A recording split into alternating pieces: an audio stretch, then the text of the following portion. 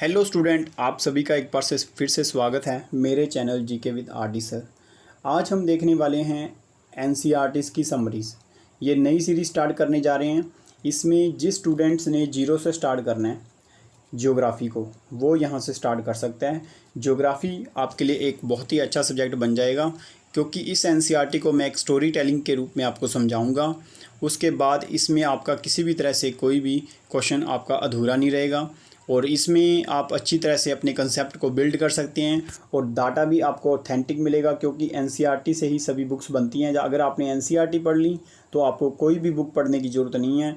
ठीक है जी। तो जो इस अपने लेक्चर को आगे स्टार्ट करने से पहले मैं आपको थोड़ा सा बताना चाहता हूँ कि जो भी स्टूडेंट इस चैनल पर नए हैं, प्लीज़ वो इस चैनल को इस वीडियो को लाइक करें, शेयर करें और सब्सक्राइब करें माय चैनल, ताकि इसके साथ एक बेल आइकन बटन को भी दबा दें।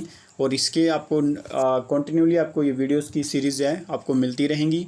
तो अपना लेक्चर स्टार्ट करते हैं जी। आइए। तो इसमें जी जो पहला लेक्चर है, जो इसमें चैप्टर है, जिसका नाम है जी earth in the solar system, earth in solar system. तो इसके बारे में आज हम पढ़ने वाले हैं कि अर्थ इन सोलर सिस्टम में क्या कहना चाहता है। देखो जी, हाउ ये साइंटिस्ट अपनी तरफ से, जो बच्चे हैं वो अपनी तरफ से बात कर रहे हैं। वो क्या करते हैं जी, पहले ये जो स्काई की तरफ देखते हैं, वो कहते हैं कि स्काई में सिर्फ एक सन है जो हमें चमकता हुआ नज़र आ रहा है कि, और रात में हमें डिफरेंट तरह के स्टार नज़र आते हैं। पर ये स्टार हमें दिन में क्यों नहीं नज़र आते हैं? उनके दिमाग में ये पहेली आती है। तो इसी पहेली को वो सुलझाने की बात कर रहे हैं। तो इसमें देखिए जी, मैं आपको बताता हूँ the how wonderful it is was when the sky after the sunset. कहते हैं कि दिन जब छपता है तो हम उस स्काई की तरफ देखते हैं, तो हमें एक बहुत अच्छा सुनहरा, एक कहते हैं ना, अच्छी सी सीनरी नज़र आती है, आसमान नज़र आ रहा है कि उसमें क्या होते हैं, हमें ब्राइटेस्ट स्टार्स, शाइनिंग जो स्टार हैं वो हमें चमकते हुए नज़र आते हैं। You would seen the number of increasing, जैसे जैसे रात होती जा रही है और ये इनका नंबर दिन में दिन बढ़ता जा रहा है। और उसके बाद यू कैन नॉट काउंट दिम, और वो आप इनको काउंट भी नहीं कर सकते। ठीक है जी।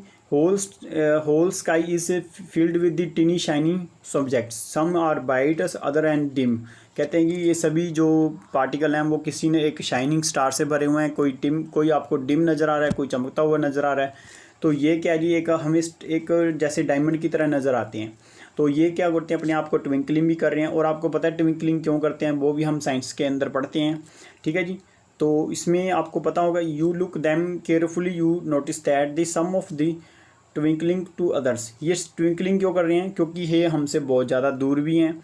इसके लिए इन्होंने जो आपको इसमें क्या पढ़ना है, आपको पढ़ना है जो ये टर्म इन्होंने हाईलाइट कर रखे हैं ना, जैसे ये फुल मून क्या है, न्यू मून क्या है, इसके बारे में सेलेस्टियल बॉडी क्या है, इसके बारे में आपको थोड़ी सी नज़र इस मिलेगी। क्योंकि 6वीं क्लास में जितने बच्चे को पढ़नी चाहिए हमें उतना ही पढ़ना है। इसमें हमें तो ज़्यादा पड़ता है कि जिन्होंने पहले पढ़ा हुआ है उसको तो थोड़ा सा पता ही होगा, बट हम उसको 6वीं क्लास के हिसाब से ही पढ़ेंगे। तो मैं आपको बताता हूँ कि मून क्या है जी, हमारा एक नेचुरल सैटेलाइट है। अब नेचुरल सैटेलाइट आ गया। सैटेलाइट क्या चीज़ होती है? सैटेलाइट होता है कि जो हमारा ग्रह है, जैसे हमारी अर्थ है, इसके आले दुआले ये घूमता है एक जो ग्रह है, इसको हम क्या बोलते हैं जी, उपग्रह। इस उपग्रह बोलते हैं, इसी को इंग्लिश में हम सैटेलाइट बोलते हैं। तो ये हमारा कौन सा ये कुदरती भी हो सकता है। एक सैटेलाइट होता है जो कुदरती भी हो सकता है, नेचुरली बनाया जाता है, और एक होता है कि जिसको हम मैन मेड बना के भेजते हैं। तो मून हमारा एक नेचुरल सैटेलाइट है। अब ये बोल रहे हैं कि जो मून है ना, ये क्या होता है जी, इसका हमें धरती से सिर्फ 57% एरिया ही नज़र देखा जाता है। मैक्सिमम एरिया इसका 57% ही दिखता है। पर एक मंथ के अंदर एक ऐसा दिन आता है कि जिस दिन हमें नाइट में ये फुल मून दिखता है। ठीक है जी। जब ये रात में पूरा हमें चांद दिखाई देता है, तो उस दिन को हम क्या बोलते हैं जी, पूर्णिमा। ठीक है जी। और ये आपको पता होगा कि जो धरती के आले दुआले इस तरह से आठ दिशाओं में घूमता रहता है। एक दिशा ऐसी होती है कि जिसके ऊपर ये हमें फुल दिखाई देगा। अदरवाइज़ ये छोटा होता जाता, फिर एक दिन गायब हो जाता है, उसके बाद फिर एक दिन आगे समझ नज़र आता है। तो इस तरह से ये घूमता रहता है। तो इसकी पोजीशनों के अकॉर्डिंग एक कंडीशन ऐसी बनती है कि जिसमें ये क्या कहता है, फुल मून हमें दिखाई देता है। आई होप कि आपको समझ आ गया होगा। उस दिन को हम बोलते हैं पूर्णिमा। जिस दिन ये हमें फुल मून दिखाई देता है उस दिन हम पूर्णिमा बोलते हैं, उस नाइट को। ठीक है जी। और जिस दिन ये बिल्कुल दिखाई नहीं देता, एक तो देखो जी, एक कंडीशन ऐसे आएगी ना कि जिस दिन ये हमें बिल्कुल नहीं दिखाई देगा, और उस दिन को हम बोलते हैं जी अमावस्या। अमावस्या अमावस बोलते हैं, इसको याद रखना है। और उसके अगले दिन जब ये थोड़ा सा दिखाई देता है, उसके अगले नाइट को जब ये थोड़ा सा दिखाई देता है, उसको हम बोलते हैं न्यू मून। न्यू मून, ठीक है जी, न्यू मून बोलते हैं। उसके बाद देखिए जी, इतना आपको समझ आ गया होगा मून के बारे में, इन्होंने पहले इतना ही बताया हुआ है।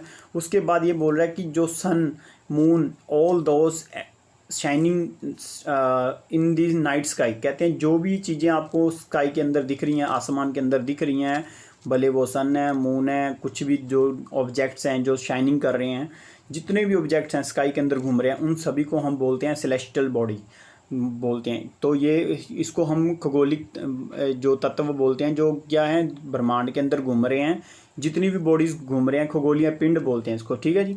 तो इसको हिंदी के अंदर देख लेना थोड़ा सा। उसके बाद इसमें अब सेलेस्टियल बॉडी में तो जो भी चीज़ें घूम रही हैं, जिनके अपना भार होता है, अपना तो ये सभी क्या खगोलीय पिंड हैं। बट इस खगोलीय पिंड के अंदर क्या होते हैं, ये अपने आप में बहुत ज़्यादा बिग होते हैं, अपने साइज़ में बहुत बड़े होते हैं, ये हॉट भी होते हैं क्योंकि ये मेड ऑफ गैसेस के बने होते हैं और इनकी अपनी हीट होती है और ये लाइट एमिट करते हैं, लाइट फेंकते हैं, अपने ओर से लाइट निकालते हैं, ठीक है जी। और ये लार्ज अमाउंट में जो एमिट करते हैं एनर्जी को, ठीक है जी। इस सेलेस्टियल बॉडीज़ को, इस तरह की सेलेस्टियल बॉडी जो एक तो साइज़ में बहुत बड़ी है और एक गर्म है, ऊपर से हीट फेंक रही है और उसकी अपनी लाइट है, ठीक है जी, उस तरह की बॉडी को हम बोलते हैं स्टार। तो हमारा जो सन है उसमें इसी तरह के गुण पाए जाते हैं, क्योंकि सन क्या करता है जी, एक साइज़ में बहुत बड़ा है और इसके अंदर एनर्जी भी निकल रही है और ये चमकता भी है। तो इसमें इसको हम कौन सा बोलते हैं, इसको हम स्टार बोलते हैं। इतना ठीक, इतना ही इसने बताया हुआ है। उसके बाद देखिए जी, उसके बाद आपका एक और आएगा। इसके बाद ये बता रहा है कि कॉन्स्टलेशन को बोलते हैं हिंदी के अंदर तारामंडल। अब आपने देखा होगा नाइट स्काई के अंदर कि जब हम रात को सो रहे होते हैं तो इस तरह से एक कुछ तारे आपस में मिलकर क्या बनाते हैं, एक झुंड सा बनाते हैं और स्पेशल तरह की आकृति बनाते हैं। तो इसी तरह से हमारे पूरे इंडिया के अंदर अभी तक एक पूरे वर्ल्ड के अंदर, पूरे ब्रह्मांड के अंदर 81 तारामंडलों की खोज हो चुकी है। उसको हम कईयों को हमने सप्तऋषि बोल दिया, किसी को उर्सा मेजर बोल दिया, किसी को माइनर बोल दिया। ये हायर क्लासों में धीरे धीरे हम पढ़ेंगे।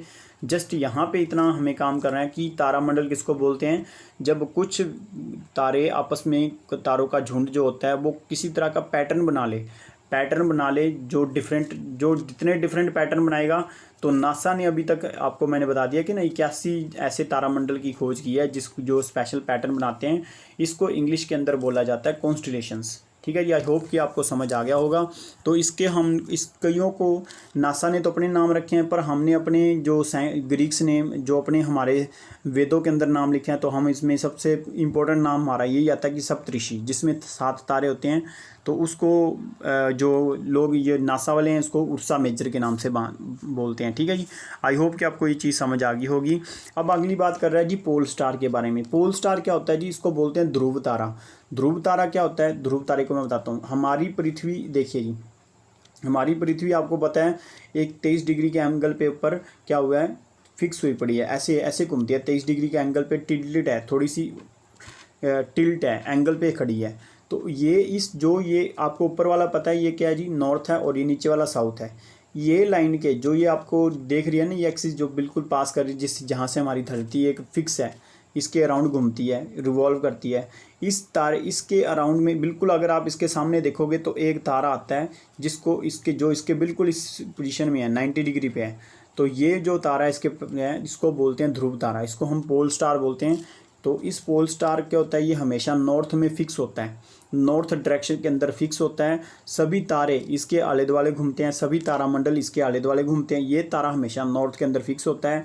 और इस तारे से हम क्या कर सकते हैं, हम अपने जो पुराने टाइम के अंदर जो लोग थे, इससे सीजन के बारे में, इससे जो चक्रवातों के बारे में, इससे डायरेक्शन के बारे में लोगों को पुराने टाइम में इसके बारे में पता लगाया जाता था। तो ये बहुत ही जो तारा था, जो ध्रुव तारा जिसको बोलते थे हम, ये नॉर्थ में होता था उस टाइम पे, ठीक है जी। तो इसी तरह से हमने सेलेस्टियल बॉडी पढ़ा था कि सेलेस्टियल बॉडी क्या होती हैं, जो पूरे ब्रह्मांड में घूम रही हैं, जिसका अपना वेट है, हीट है, जो भी कुछ आपने देखा था सभी को हम सेलेस्टियल बॉडी बोल रहे थे। तो इसमें से एक इन्होंने थोड़ा हाईलाइट किया हुआ है जिसका नाम है प्लैनेट। तो प्लैनेट क्या होते हैं, ऐसी बॉडीज़ जो क्या करती हैं, अपनी हीट कभी भी अपनी हीट नहीं निकालती हैं, और वो क्या करती हैं, हीट को गेन करती हैं, किसी और से हीट लेती हैं। जैसे स्टार है, उससे हीट लेके और ख़ुद को चमकाती हैं। इस तरह की बॉडी को हम क्या बोलते हैं? प्लैनेट। तो प्लैनेट इसको ये कौन से वर्ड से आया है, कौन सी भाषा के शब्द से आया है? तो ये ग्रीक लैंग्वेज से आया है। तो इसका मतलब जो होता है जी, इसका मतलब होता है वंडरर, वंडरर, ठीक है जी। तो इसको आपने याद रखना है। तो हमारे पास जो प्लैनेट होता है इसको हम बोलते हैं ग्रह, हिंदी के अंदर ग्रह बोलते हैं। तो ग्रह जो है, तो इस जो ग्रह है इसको हम इंग्लिश के अंदर प्लैनेट बोलते हैं, ठीक है जी। आई होप कि किसी को अगर ना पता हो तो वो बिल्कुल जीरो से बेसिक से स्टार्ट कर रहा है तो उसको पता होना चाहिए। उसके बाद देखो जी, तो ग्रह जो होते हैं इसकी अपनी कोई भी हीट नहीं होती, ये सिर्फ लाइट लेके चमकते हैं। तो हम जो ग्रह पर रहते हैं उसका नाम है अर्थ, जिसको पृथ्वी बोलते हैं। आई होप कि आपको समझ आ गया होगा। तो उसके बाद इन्होंने क्या करता है जी, जो ये ग्रह की एक और ख़ास बात है, ये जो ग्रह होते हैं ना ये सूर्य के आले दुआले घूम रहे हैं। ये याद रखना कि हम इसके बारे में, अभी हमारे पास 9 ग्रह हैं जिनको हम अभी तक देख चुके हैं। 9 ग्रह जो सौर मंडल के अंदर जो पढ़ चुके हैं वो सारे जो सूर्य के आले दुआले घूमते हैं। तो इनमें से तीसरा ग्रह है जिस धरती के ऊपर हम रहते हैं उसको। उसके बाद जी अब सोलर सिस्टम के बारे में बात कर लेते हैं। तो अब सोलर सिस्टम की बात करते हैं। तो सोलर सिस्टम क्या है जी, सन और 8 प्लैनेट हैं। अभी तो पहले 9 थे तो अब 8 प्लैनेट हो चुके हैं। वो बताऊंगा क्या रीज़न था प्लूटो को क्यों बाहर निकाला गया। एक सन है जी हमारे सोलर सिस्टम में, सौर मंडल में, और एक 8 ग्रह हैं। इसके 8 ग्रह के अपने क्या जी, नेचुरल सैटेलाइट्स, जो उसके उपग्रह हैं, जो ग्रहों के देखो जी, सूर्य के आले दुआले ग्रह घूमते हैं, ग्रहों के आले दुआले कौन घूमते हैं? उपग्रह घूमते हैं। और सूर्य के आले दुआले कुछ क्या होते हैं, तारामंडल भी घूमते हैं, कुछ होते हैं एस्टेरॉयड। एस्टेरॉयड होते हैं जिनकी टेढ़ी मेढ़ी शेप होती है और वो भी सूर्य के आले दुआले घूमते हैं। वो गोल नहीं होते हैं, दिखते सेम हमारे प्लैनेट के जैसे ही हैं। और उसके बाद कुछ होते हैं मेट्रॉयड्स, ये तो बिल्कुल ही शेप इनकी अलग होती है और पता नहीं अचानक से सामने आ जाते हैं पूंछ बना के। तो इसको हम पढ़ेंगे जी डिटेल में, ठीक है जी, नेक्स्ट हायर क्लासेज में। और ये जो डायग्राम आपको अब नेक्स्ट वाली दे रखी है, इसमें आप समझ सकते हैं ये डायग्राम, थोड़ी सी आप उसको उस टाइम पे देख लेना बुक्स के अंदर।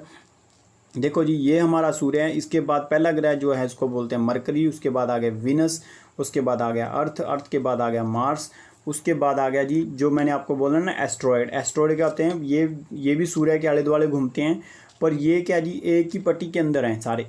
ये क्या जी हज़ारों करोड़ों ग्रह हैं इसके अंदर। ये वाली 5000 की पट्टी है पूरी ग्रहों की। पर ये ग्रह के टाइप की हैं, ये टेढ़े मेढ़े हैं थोड़े से आपकी इरेगुलर शेप के अंदर, ठीक है जी। तो इसको ये जो है ये मार्स और जुपिटर के बीच में ये पट्टी सी है, इसको हम एस्ट्रॉयड बेल्ट के नाम से जानते हैं, ठीक है। उसके बाद आ गया हमारा सैटर्न। सैटर्न के आले दुआले ये छल्ले से दिख रहे हैं। और उसके बाद आ गया यूरेनस, उसके बाद आ गया नेपच्यून। ठीक है, उसके ये आपके जो इसके साथ में जो डाटा दिया हुआ है ये इसके दिन है। तो इसमें आपको मैं बताता हूँ, इसमें 2 वर्ड आएंगे। एक तो आएगा एक्सिस। एक्सिस क्या होता है? जब जैसे हमारी पृथ्वी है, पृथ्वी को आपको मैंने बताया था कि एक लाइन है, इसके आले दुआले जब ये इसी लाइन के आले दुआले घूमती है तो अब इसको बोलते हैं एक्सिस, कि अपनी एक्सिस के अराउंड घूमती है तो इसको बोलते हैं रोटेशन। तो रोटेशन, एक तो रोटेशन टाइम दिया होगा आपको कि ये एक दिन में कितने घंटे लेती है पूरा चक्कर निकालने में अपनी एक्सिस के अराउंड। जैसे हमारी धरती 24 घंटे में एक दिन पूरा कवर करती है, इसी तरह से हर ग्रह का टाइम अलग अलग है। तो इसी तरह से जब धरती सूर्य के आले दुआले घूमती है इसको बोलते हैं रोटेशन। क्यों? और ये जिस पाथ पे ये घूमती है इसको बोलते हैं ऑर्बिट बोलते हैं। तो ऑर्बिटल दूरी भी दे रखी होगी यहाँ पे, ये सालों के अंदर होती है। और जो एक्सिस के अराउंड घूमती है उसमें क्या होता है, घंटों के अंदर होती है, ठीक है जी। आई होप कि आपको समझ आ गया होगा। तो उसके बाद यहाँ पे बता रखा है जी, जो ये सौर मंडल है ना, इसका नाम कैसे पड़ा? सोल का मतलब होता है जी रोमन भाषा के अंदर सन मतलब गॉड, सोलर। तो इससे कहता है जी, जो सोलर का मतलब होता है सन से रिलेटेड। तो आपको ये यहाँ पे एक क्वेश्चन बनता है कि जो ये सोल है ना, इसका मतलब ये रोम भाषा का वर्ड है, इसका मतलब होता है सूर्य और सूर्य से रिलेटेड, ठीक है जी। तो इसी तरह से सोलर सिस्टम का नाम पड़ गया। तो ये सन जो है, ये सन जो इसके बारे में हम पढ़ते हैं, जो ये सन है, सन क्या है जी, ये सेंटर में ये सोलर सिस्टम है पूरा, जो अपने ऊपर डायग्राम देखिए। तो सन क्या है जी, इसके बिल्कुल सेंटर में है, ठीक है। ये बहुत बड़ा है और ये हॉट गैसेस से बना हुआ है। और ये क्या करता है जी, एक पुल, जो क्या पुलिंग, सारे को घूम अपनी ओर खींचता रहता है। जैसे हमारे धरती के अंदर एक बल है ना जिसको हम बोलते हैं ग्रेविटी, गुरुत्वाकर्षण बल। तो इसी तरह से इसके अंदर भी क्या है जी, एक पुलिंग पावर है। ये भी सभी ग्रहों को आपस की ओर खींचता रहता है, पुलिंग बना के सिस्टम घूमता रहता है। तो उसके बाद sun is ultimate source of the energy. पूरे सोलर सिस्टम के अंदर एक ओनली सन है, जिसके कारण ही सभी ग्रह और चंद्रमा सब देखे जा सकते हैं। अदरवाइज़ अगर सूर्य ना होता, सूर्य के अंदर लाइट ना होती, तो हम आज यहाँ पे कुछ ना देख पाते। उसके बाद देखिए जी, उसके बाद बट ट्रमेंडियस हीट, इसके अंदर इतनी हीट है कि हज़ारों करोड़ों साल से ये हीट निकाल रहा है, पर आज तक इसके अंदर ख़त्म होने का मतलब ही नहीं पैदा होता। क्योंकि इसके बाद ये देखिए जी, ये धरती के सबसे नज़दीकी तारा कौन सा है जी? हमारा सन ही है, जो सेंटर के अंदर है। धरती के सबसे पास नज़दीकी तारा कौन सा है जी? ये सन है। और सन के बाद आएगा अल्फ़ा सेंचुरी, जिसको हम अगले हायर क्लासेस के अंदर देखेंगे।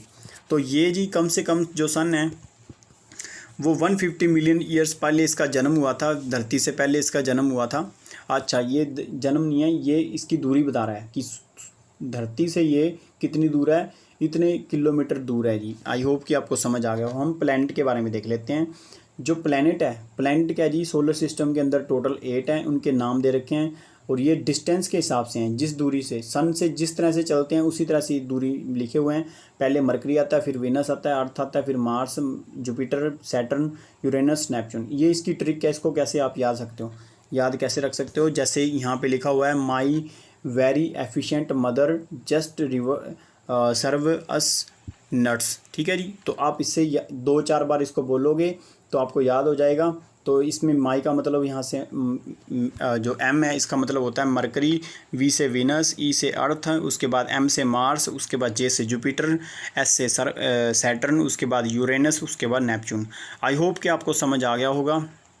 उसके बाद देखिए जी, उसके बाद जो 8 प्लैनेट हैं, इन सभी के अपनी अपनी ऑर्बिट हैं, क्योंकि ये सारे अपने अपने ऑर्बिट के अराउंड ही ये घूमते, सभी सूर्य के आले दुआले हैं, बट ये अपने अपने ऑर्बिट में घूमते हैं। इसी तरह से आपने 8-9 ऑर्बिट देखे हैं, ये सारे अपनी अपनी ऑर्बिट में घूमते हैं। इसको ऑर्बिट को मैंने बता ही दिया था कि लंबी दूरी के लिए ऑर्बिट होता है। और मरकरी क्या जी, सबसे नियरेस्ट है, ग्रह है किसके? सन के सबसे नज़दीकी जो प्लैनेट है वो है मरकरी, पर धरती के सबसे नज़दीकी प्लैनेट है वो है वीनस। इसलिए वीनस को हम अर्थ ट्विंस के नाम से भी जानते हैं। और ये शेप और साइज़ में भी अर्थ जैसा ही है। तो रिसेंटली क्या हुआ था, थोड़े दिन पहले, जो 2006 के अंदर, जब 10-15 साल पहले, कि जो प्लूटो था ना, जो हमारा 9th ग्रह था, इसको एक इंटरनेशनल बॉडी है, international atomic astronomical union, IAMU, इसने क्या किया था जी, इसकी परिभाषा को बदल के इसको क्या कर दिया जी, ड्वार्फ, बौने ग्रह के अंदर डाल दिया। जो प्लूटो था, इसको बौने ग्रह के अंदर डाल दिया था। इसको क्यों डाल दिया था इस तरह से? क्योंकि इसको ग्रह की कैटेगरी से निकाल के बौने ग्रह में ले गए थे। तो अब हमारे 8 प्लैनेट हैं, और प्लूटो क्या जी, एक ड्वार्फ प्लैनेट है। तो याद रखना है जी आपने। अब याद रखना, प्लूटो के जैसा ही ड्वार्फ प्लैनेट एक और हमें ढूंढा था हमने, सीरस नाम का। ठीक है जी, तो ड्वार्फ प्लैनेट क्या होते हैं? ये क्या कर, ड्वार्फ प्लैनेट हमेशा, ड्वार्फ प्लैनेट वो प्लैनेट होते हैं जिनका अपना ऑर्बिट, जो ऑर्बिट जिसके अराउंड ये सन के आले दुआले घूमते हैं, तो जो ये ऑर्बिट पे घूमते हैं, ये ऑर्बिट क्या करता है, दूसरे ग्रहों को काटता है। इसीलिए इसके ऑर्बिट जो दूसरे ग्रहों को काटे, इस तरह के जो ग्रह घूमते हैं, इसको हम क्या बोलते हैं, ड्वार्फ प्लैनेट के नाम से जानते हैं। अब हमारी अर्थ के बारे में जान लेते हैं। अर्थ क्या है जी? अर्थ हमारा 3rd नियरेस्ट प्लैनेट है, सन से 3रा ग्रह है, और ये लार्जेस्ट प्लैनेट है, 5th लार्जेस्ट प्लैनेट है पूरे वर्ल्ड का, पूरे यूनिवर्स का। उसके बाद ये क्या है जी, ये इस शेप से है, जैसे इस तरह से बना हुआ है, इस तरह से। ये पूरी तरह से गोल नहीं है, एक तो गोल ऐसे होता है, पर यहाँ से ये फ्लैट है और यहाँ से बाहर निकला हुआ है। तो ये ऐसे यहाँ से बाहर निकला है, यहाँ से फ्लैट है। तो इस तरह से इसको ये एक अलग ही शेप है। तो इस शेप का ग्रह जो है, इस शेप को हम बोलते हैं जियोइड। तो ये अर्थ की एक अलग ही शेप है, जो पूरी किसी भी ग्रह की इस तरह की कोई शेप नहीं पाएगी है, सिर्फ ये अर्थ की ऐसी शेप मिलती है। आई होप कि आपको समझ आ गया होगा। उसके बाद जी हमारा आता है मून। अच्छा, इसको हम ब्लू प्लैनेट भी बोलते हैं, क्योंकि इसके 2/3 पर वाटर मौजूद है। इसके पूरी धरती के ऊपर 2/3 पार्ट के ऊपर वाटर है, इसके लिए ब्लू प्लैनेट है। इसके अंदर ऑक्सीजन पाई जाती है, तो यहाँ पे लाइफ एग्जिस्ट करती है। यहाँ पे एटमॉस्फेयर पाया जाता है। ये सारे ज्योग्राफी के अंदर ये सारे अपने चैप्टर बनेंगे। इसको जस्ट यहाँ पे एक ओवरव्यू बता रहा है कि क्या क्या आने वाला है। उसके बाद यहाँ पे कुछ लड़की बोल रही है, तो इसको देख लेते हैं क्या कह रहा है। Light travel with the speed of, अच्छा लाइट की स्पीड कितनी होती है? 3 लाख किलोमीटर, 3 लाख किलोमीटर पर सेकंड। अच्छा, मतलब इसका कहने का भाव है कि एक लाइट है, 1 सेकंड के अंदर 3 लाख किलोमीटर दूर तक चली जाती है। अगर इसी तरह से स्पीड से चले, तो इसको हम अगर मीटर पर सेकंड में लिखना चाहें, तो मैं आपको बताता हूँ। देखिए, इसके 2 यूनिट है। एक तो ऐसे लिखी जाती है, इसको लिखते हैं मीटर पर सेकंड, ठीक है जी। अगर मैं इसको 3 जीरो से और डिवाइड कर दूं तो इसको किलोमीटर में चेंज कर सकता हूं, तो अब इसको मैं ऐसे लिखूंगा 10⁵ किलोमीटर पर सेकंड। आई होप कि ये दोनों यूनिट क्या है जी, लाइट के हैं। अगर लाइट एक साल में 365 दिन इसी स्पीड से किसमें, वैक्यूम के अंदर, वैक्यूम CWM, वैक्यूम के स्पेलिंग इंग्लिश में आ जाते हैं, कई बार इसको याद रखना, VACWM वैक्यूम बोलते हैं। वैक्यूम के अंदर 365 दिनों तक लगातार इसी स्पीड से 3 लाख किलोमीटर प्रति सेकंड की स्पीड से चले तो जितनी दूरी कवर करेगी इसको हम बोलते हैं लाइट ईयर, प्रकाश वर्ष। आई होप कि आपको समझ आ गया होगा, ठीक है जी। तो धरती पर लाइट सन की कितने टाइम में पहुंच जाती है, 8 मिनट 16 सेकंड के अंदर। आई होप कि आपको समझ आ गया होगा। उसके बाद मून के बारे में देखते हैं। और एक बात और बता दूं, मून क्या है जी, हमारा एक उपग्रह है, ये एक सैटेलाइट है। मैंने आपको बताया था ये इसका जितना डायमीटर, ये डायमीटर कितना है इसका जी, ये कितना बड़ा है, ये धरती का 1/4 हिस्से के बराबर है। उसके बाद इसके ये भी एक सेलेस्टियल बॉडी है, पर ये धरती से कितनी दूर है जी, ये धरती से 3,84,000 किलोमीटर दूर है, इतना दूर पाया जाता है। और उसके बाद इसके ऊपर दिन रात कितने टाइम में होता है, ये पूरा कितना टाइम लेता है धरती के आले दुआले घूमने के लिए, 27 दिन लेता है पूरे ट्रैवल करने के लिए। और ये अपनी एक्सिस पे घूमता रहता है। यहाँ पे ग्रेविटी पाई जाए, इसके ऊपर गुरुत्वाकर्षण कितना पाया जाता है, धरती का 1/6 इसके ऊपर गुरुत्वाकर्षण पाया जाता है। अब याद रखना, प्लैनेट जो सैटेलाइट होते हैं वो 2 प्रकार के होते हैं, कुछ होते हैं जो नेचुरल होते हैं, कुछ होते हैं माउंटेन, जो कुछ होते हैं मैन मेड, कुछ होते हैं नेचुरल, कुदरती जो होते हैं। जैसे मून हमारा कुदरती सैटेलाइट है। और जो इसरो हमारी संस्था है, इसरो हमारी जो संस्था है, ये कुछ सैटेलाइट बना के भेजती है, किसके लिए, ताकि मौसम का पता लग सके, हमारी जो कहाँ पे पहाड़ हैं, मैदान है, कहाँ पे पठार हैं, इसके बारे में, मैप के बारे में इंडिया का बनाया जा सके। तो इस तरह से हमारी इसरो एक सैटेलाइट भेजती है जिसको हम कार्टोग्राफी बोलते हैं। कार्टोग्राफी उपग्रह भेजा जाता है धरती से बाहर, ठीक है जी। तो वो भी याद रखना है आपने। तो यहाँ पे लिखा ही हुआ है इन्होंने, इसरो के द्वारा यूनिवर्स में भेजे गए आज तक के सैटेलाइट, जैसे इनसेट हो गया, IRS हो गया, एजुसैट हो गया, इस तरह के हम सैटेलाइट ऊपर भेजते हैं, इसको आपने याद रखना है। उसके बाद ही एस्ट्रॉयड की बात करते हैं। एस्ट्रॉयड क्या होता है जी, एस्ट्रॉयड क्या होते हैं, ये एक तरह से प्लैनेट की तरह से दिखने वाले होते हैं, पर ये क्या होते हैं, बहुत ज़्यादा गिनती में होते हैं, इनकी गिनती नहीं की जा सकती, ये इतने हैं। और ये क्या करते हैं, सन के आले दुआले घूमते रहते हैं, इसको बोलते हैं एस्ट्रॉयड। उसके बाद, और ये जो एस्ट्रॉयड होते हैं ना, ये मार्स और जुपिटर के बीच में घूमते रहते हैं, मार्स और जुपिटर के बीच में घूमते रहते हैं, इसको भी आपने याद रखना है, ठीक है जी। और मेटेओर्स क्या होते हैं, अब देखो जी, मैनी एस्ट्रॉयड, सम एस्ट्रॉयड क्या होते हैं, जब आपस में 2 एस्ट्रॉयड आपस में टकरा जाते हैं तो कुछ टुकड़े बन जाते हैं। तो ये टुकड़े क्या करते हैं, तो ये टुकड़े कई बार धरती की तरफ चल पड़ते हैं। तो धरती के जब गुरुत्वाकर्षण बल की तरफ पहुंचते हैं तो वायुमंडल में प्रवेश करते हैं, तो कुछ टुकड़े तो यहाँ पे ही जल जाते हैं बाहर ही, और कुछ टुकड़े धरती पे गिर जाते हैं। तो इस तरह को हम क्या बोलते हैं, मेटेरॉइड्स बोलते हैं। आई होप कि आपको समझ आ गया होगा। उसके बाद देखिए जी, गैलेक्सी की बात कर रहे हैं। अब आपको मैं बता दूं कि हमारे ब्रह्मांड के अंदर जितने भी तारे हैं, तारों के झुंड को हम क्या बोलते हैं, तारों इतने, एक झुंड में अगर 10⁻11 तारे हों, अगर इस 10 के पीछे मैं 11 जीरो लगा दूं, इतने तारे एक ग्रुप बना लें, इसको बोलते हैं गैलेक्सी। तो ये याद रखना, गैलेक्सी क्या होती है, number of stars in A group. तो ये इतने स्टार होते हैं, जब एक ग्रुप बना ले तो उसको गैलेक्सी बोलते हैं। हमारी गैलेक्सी का नाम है, हमारी गैलेक्सी जो है उसका नाम है जी मिल्की वे गैलेक्सी है, जिसके अंदर हमारा सोलर सिस्टम है। आई होप कि आपको समझ आ गया होगा। अच्छा, इसी तरह से अगर इसी तरह से 10 की पावर वाली गैलेक्सियाँ, अगर इतनी ही गैलेक्सियाँ 10 के पीछे 11 जीरो लगा दूँ, अगर इतनी गैलेक्सियाँ आपस में मिल जाएं और ये एक बड़ा सिस्टम बना लें तो उसको बोलते हैं यूनिवर्स, जिसको बोलते हैं यूनिवर्स को ब्रह्मांड। तो ये यूनिवर्स की लैंग्वेज है। जितना कुछ आप पूरी दुनिया के अंदर देख रहे हो, पूरे वर्ल्ड के अंदर, बाहर धरती से बाहर, सोलर सिस्टम से बाहर चले जाओ, तो ये सारा जितना भी है आपको, वो सारा यूनिवर्स के अंदर आता है, ठीक है जी। तो यहाँ पे यूनिवर्स बता रखे हैं। हम यहाँ पे थे, हम धरती से बाहर निकले, हमारे को दिखा जी 9 ग्रह, एक सूर्य दिखा, तो इसको सोलर सिस्टम बोलते हैं। सोलर सिस्टम के बाहर गए तो हमें हमारी गैलेक्सी नज़र आई कि हम एक तारे के आले दुआले घूम रहे हैं। इस तरह के तो बहुत सारे तारे हैं। फिर इन तारों से जो गैलेक्सी बनी, तो इसी तरह से और गैलेक्सियाँ भी थी, तो गैलेक्सियों से हमारा यूनिवर्स बना। तो ये एग्जांपल ये पेश कर दिया आपको। उसके बाद अगर आपने इनके क्वेश्चनों के आंसर देने हैं, आपने प्लैनेट को, कौन सा प्लैनेट है जो धरती के सेम दिखाई देता है, तो वो मैंने आपको पढ़ाया था विनस, थर्ड प्लैनेट जो सूर्य के सबसे नज़दीकी है वो है हमारा अर्थ। और ऐसा प्लैनेट जो क्या करता है, सन के ऑल प्लैनेट कौन सी शेप में घूमते हैं, सर्कुलर पाथ में घूमते हैं, ये तो आपको पता है। और उसके बाद पोल स्टार कौन सी दिशा के अंदर है, ये मैंने आपको बताया था, नॉर्थ दिशा के अंदर है। आई होप कि ये सारे आंसर आपको समझ आ गए होंगे। उसके बाद जो एस्ट्रॉयड बेल्ट है मैंने आपको बताई थी कौन से में, मार्स और जुपिटर के बीच में पाई जाती है। आई होप कि आपको सारा को समझ आ गया होगा। तो इस तरह से सारी चीज़ें आपको समझ आ गई होंगी। तो थैंक यू फॉर वॉचिंग। अगर आपको अच्छा लगे तो आप बता सकते हैं। और डिटेल में जाने के लिए मेरे चैनल के ऊपर जी एक इसी तरह की इस जो ब्रह्मांड है, यूनिवर्स की थ्योरीज़ के बारे में मैंने पढ़ाया हुआ है। 30 मिनट का लेक्चर है सिर्फ, इसमें आपको पूरे ब्रह्मांड की 6 थ्योरी के बारे में भी मैंने समझाया हुआ है। प्लीज़ उस वीडियो को भी देखें ताकि आपकी नॉलेज और बढ़ सके। तो थैंक यू। अगर आपको लेक्चर अच्छा लगे तो प्लीज़ कमेंट बॉक्स में आप ज़रूर बताएं। तो इसी तरह से ये सीरीज़ जारी रहेगी। तो अपनी ज्योग्राफी को स्ट्रॉन्ग करें। Thank you for watching.